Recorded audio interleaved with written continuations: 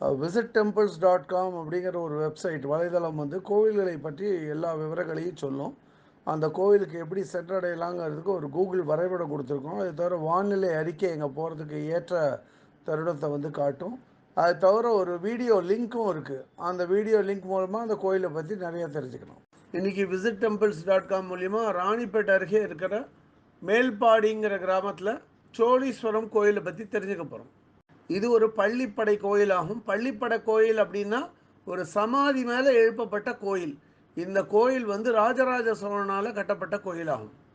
பள்ளிப்படை கோயில் அப்படின்னாலே சமாதி மீது எழுப்பப்பட்ட கோயில்னு சொன்னோம். இந்த கோயில் வந்து ராஜராஜ சோழன் வந்து தனது தாத்தாவான அரிஞ்சிய சோழனுக்காக கட்டின கோயில். அரிஞ்சிய சோழன் வந்து தக்கோலம் பக்கத்தில் அரூர்கிற ஒரு இடத்துல போரின் போது மரணம் அடைந்தார். அவர் ஞாபகமாக பொன்னை ஆறு பக்கத்தில் கிழக்கு நோக்கி கட்டிய கோயில் இது. ராஜராஜனால் கட்டப்பட்ட கோயில். இந்த சோழீஸ்வரம் கோயில் வந்து மேல்பாடியில் இருக்கிற சோமநாதீஸ்வரர் கோயிலுக்கு எதிர்பக்கம் அமைஞ்சிருக்கு. ஒரு நீளமான ஒரு மண் பாதை, வேலி அமைக்கப்பட்ட மண் பாதையை கடந்து தான் இந்த கோயிலை சென்றடையணும். சோழீஸ்வரர் கோயில் வளாகத்தோட நுழைவாயில் வடக்கு நோக்கி இருக்கு.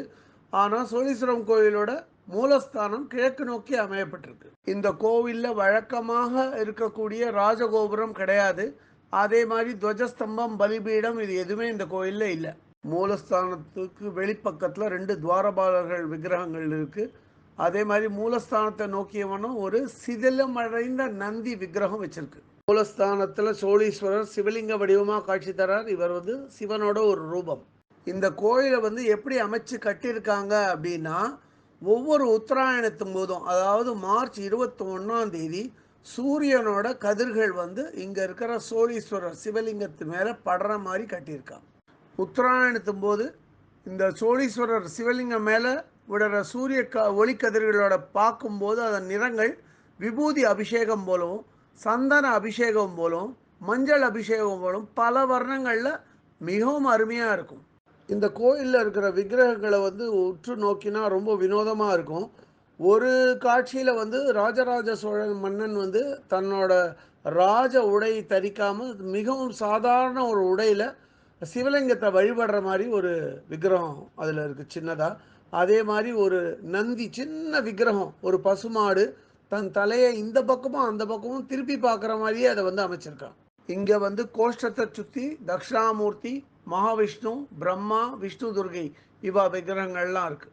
அந்த காலத்தில் முகலாய படையெடுப்பின் போது இந்த கோயிலோட நகைகள்லாம் பாதுகாக்கிறதுக்கு வேண்டி ஒரு நிலவரை கட்டியிருக்காங்க. அந்த நிலவரை இன்றும் காணப்படுறது, பூட்டி இருக்கு அந்த நிலவரை.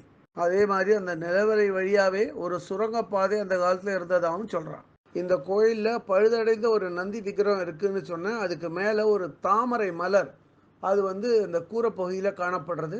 இது மாதிரி தாமரை மலர் எந்தெந்த கோயிலெல்லாம் இருக்கோ அந்த கோயில் அனைத்தும் சோழ மன்னர்களால் கட்டப்பட்டதற்கு சான்றாகும். இந்த கோவில் வந்து ஆர்கியலாஜிக்கல் சர்வே ஆஃப் இந்தியா, அதாவது ஏஎஸ்ஐயோட கட்டுப்பாட்டில் இருக்குது. நமக்கு இந்த கோவிலை பற்றி எடுத்து சொன்னவரோட பேர் திரு வெங்கடேசன். இவரோட மொபைல் நம்பர் 9655455848. இவருக்கு நமது நன்றிகள்.